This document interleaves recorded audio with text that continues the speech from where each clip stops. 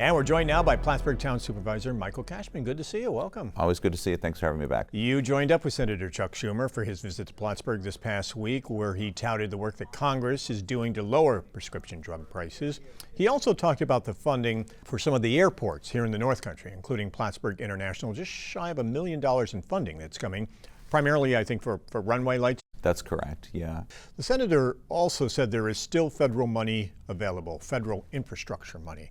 And that is something that you are hopeful that the senator may be able to help the town pay for the expensive repairs that you have right now over on the former Air Force Base here in Plattsburgh. The heavy rains, the storms have really taken a toll on the former Air Force Base. Yeah, that's correct. So what we've done is the town of Plattsburgh has sustained about 5 sinkholes out at the former Air Force Base.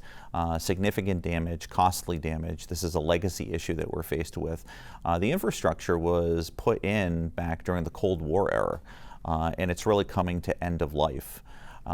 We've invested as a town $6.3 million over the last several years as part of our water and wastewater capital plan. So we haven't abdicated from responsibility of doing things out there. We've been very proactive regarding health and safety, sustainability, and economic development.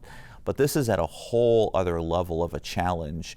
So what we've been asking our federal partners, Senator Schumer, Senator Gillibrand, and Congresswoman Stefanik is, can we get an engineering team from the Air Force or Army Corps of Engineers to work with us to better understand what's going on? You don't know what you don't know.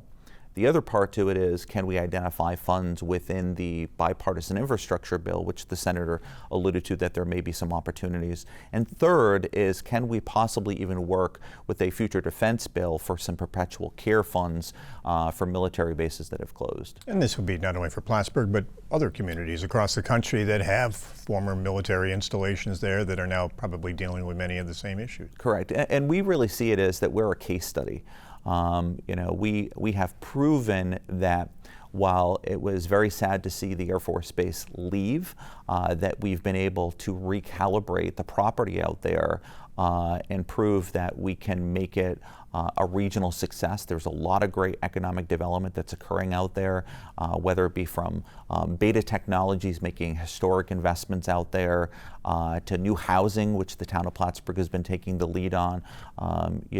So we know that good things are happening, but now what we want to make sure is that we are able to sustain what's going on. But it's a legacy issue, and we need our federal partners to help us out. And you mentioned those giant sinkholes from all the storms this summer. How's the work coming on repairing those? One of the pipes, about 72 inches in diameter, 6 feet total. This isn't something that you're going to Lowe's to pick up, right? So it's been weeks and beyond weeks. One intersection alone is costing us about $375,000. It's been one of our top priorities. Within the next couple of days, that intersection should reopen, but unfortunately, part of Connecticut will still remain closed because there is a railroad crossing there.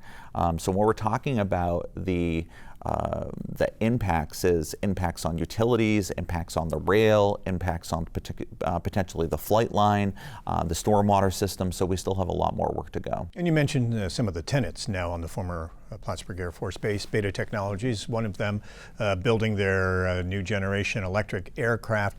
That's been great news for the town within the past couple of years. Beta coming over, using the airport facility, and now announcing its $40 million expansion that's going to create jobs. Absolutely. I mean, we've told people for years that we're globally known and regionally significant. Plattsburgh is an incubator for so much development and investments, and to see that property reused in the way that Beta and others are doing is fantastic, and we want to continue to build on that trajectory. That's why we're reminding our federal partners of, it's great to put the money in the Plattsburgh International Airport. It deserves it. We need it. But we also need to focus on the things underneath the ground that are the network of connectivity. And while Beta Technologies is good news, again, creating roughly 100 jobs, the plans for right now and more potentially in the future, Novabus, unfortunately, is closing its doors within the next year and losing about 300 jobs. Any word on whether another manufacturer is interested in moving into that factory? Yeah, two things I would say about that. First is I would remind people that those types of decisions have been made in boardrooms that aren't here in Plattsburgh. We have a very talented workforce here, and some of the companies that we're talking to are excited about tapping into that workforce. So I anticipate in the coming weeks that there will be some more news coming about that. Amtrak is back up and running here in the North Country. How important is that train for this region? Oh, it's critical. I mean, we could do a whole segment on this at length. Just recently, college reopened, and we have a lot of students from downstate that use the Amtrak to come up to Plattsburgh and then also go home on holidays. We have people here in the region that are using that as a jumping off point. It also is a section that connects us to Canada. It's critical as a rural community to have multimodal transportation.